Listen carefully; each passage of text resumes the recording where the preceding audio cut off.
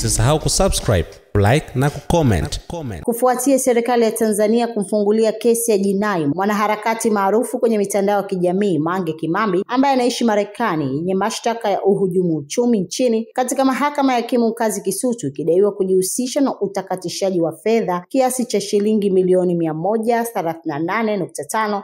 Kesi hiyo imetajwa kuwa ni batili, haina miguu ya kusimama mahakamani hapo. Wakili wa mahakama kuu Peter Madeleka amesema hayo mashtaka ni batili katika uso wa sheria au ni ya kujifurahisha katika uso wa siasa. Wakili wa mahakama kuu Peter Madeleka amesema hayo mashtaka ni batili katika uso wa sheria au ni ya kujifurahisha katika uso wa siasa kwa sababu sheria inazuia kumfungulia kesi mtu ambaye hajakamatwa, na kueleza kuwa kesi hiyo hakuna hatua zozote za awali zilizochukuliwa kwa kufuata sheria. Kesi hiyo namba 0021172 ya mwaka 2025 ilifunguliwa na Jamhuri tangu tarehe 28 Agosti 2025, imepangwa kutajwa tarehe 4 Disemba 2025 mbele ya hakimu mkazi mkuu Hassan Makube. Kwa mujibu wa hati ya mashtaka, inadaiwa kuwa kati ya tarehe 1 Machi na tarehe 31 Machi 2022 katika maeneo mbalimbali ya Dar es Salaam, Mange alijipatia shilingi milioni 138.5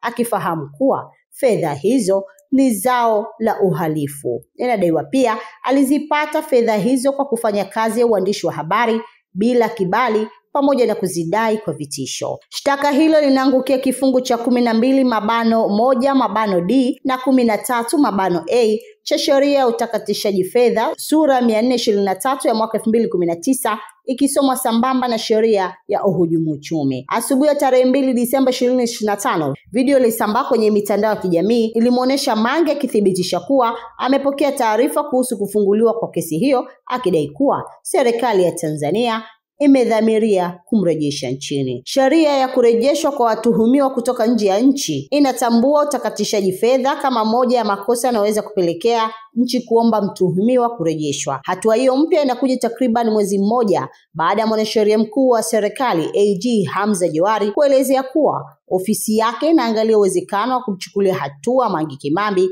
kutokana na tuhuma za kuhamasisha maandamano. Akizungumza muda mfupi baada ya kuapishwa katika wadhifa huo jijini Dodoma, Johari alisema serikali inatumia mikataba ya ushirikiano kati ya Tanzania na Marekani kutathmini uwezekano wa kumrejesha nchini. Haiwezekani mtu amekaa nje ya Jamhuri ya Muungano wa Tanzania dada tu, hata ukimwangalia muonekano anawaambia watu wakafanye hivi, wanaenda kufanya kweli. Alafu imetokea anaanza kutamba, anasema bado nitakuja kivingine, lazima tumkamate. Na kuambia DPP, mkurugenzi wa mashtaka nchini, huyu lazima tumkamate. Tuangalie kama tuna makubaliano na Marekani. Tuangalie tu, tutafikiri tu, alisema Hamza Johari. Na huu hapa ni ufafanuzi kutoka kwa wakili wa mahakama kuu Peter Madeleka kuhusiana na kesi hiyo. Hayo mashtaka ni batili katika macho ya sheria, kwa sababu ukiangalia sheria iliyotumika kufungua hayo mashtaka, kwa maana ya kumshtaki huyo Mange Kimambi, hiyo sheria inakataza kufungua mashtaka kabla mtu hajakamatwa. Kwa hiyo mtu kama amekimbia, amejificha, haonekani na hajakamatwa, lakini kuna sababu ya kumkamata ili kumfikisha mahakamani,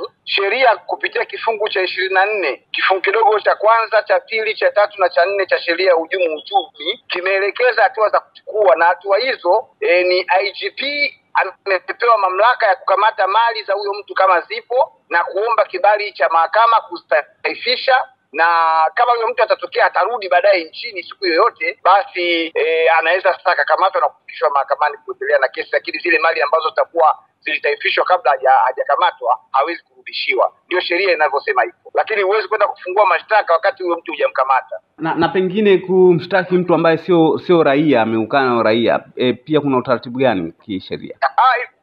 Kumshtaki mtu ambaye sio raia wala hiyo sio tatizo, kwa sababu wako watu hapa ambao wanakuja kwa shughuli mbalimbali, raia kutoka nchi zingine wanakuja kwa utalii, wanakuja kwa uwekezaji, lakini wanapovunja sheria zetu wanakamatwa na wanafikishwa katika vyombo vya sheria. Kwa hiyo issue hapa sio uraia. Issue ni kwamba unawezaje kumshtaki mtu ambaye bado hujamkamata?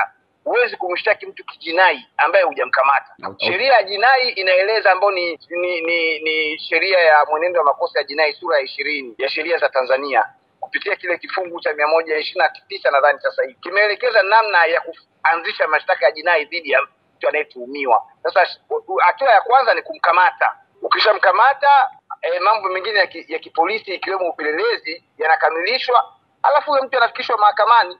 Sasa kwenye kesi ya Mange Kimambi hakuna chochote kilichofanywa na polisi kwa maana ya kumkamata, kumhoji, kumwandika maelezo, kupeleleza swala lake na baadaye kufikisha jalada la upelelezi kwenye ofisi ya mkurugenzi wa mashtaka ili aweze sasa kufikishwa mahakamani. Yaani watu wamekaa wameamka wanashtukizia kuna kesi iko mahakamani. Alikamatwa lini haijulikani, lakini mtu mwenyewe anaonekana yuko Marekani. Kwa hiyo nadhani waliopeleka hayo mashtaka hawakusoma sheria vizuri. Wanaweza tu wakawa wamekurupuka kwenda kupeleka labda kwa ajili ya kujifurahisha tu. Unajua sasa kuna mambo mengi, inawezekana kuna mihemko ya kisiasa na mambo mengine, maelekezo ambayo hayazingatii sheria. Lakini kama tunataka kufuata sheria kiukweli, ni lazima tufuate utaratibu ambao umewekwa kupitia kifungu cha 24, kifungu kidogo cha kwanza, cha pili, cha tatu na cha 4 cha sheria ya uhujumu uchumi ambao ni sura ya 200 ya sheria za Tanzania. Ili kwa wa kwanza kupata habari zetu, tafadhali usisahau kusubscribe, like na kucomment.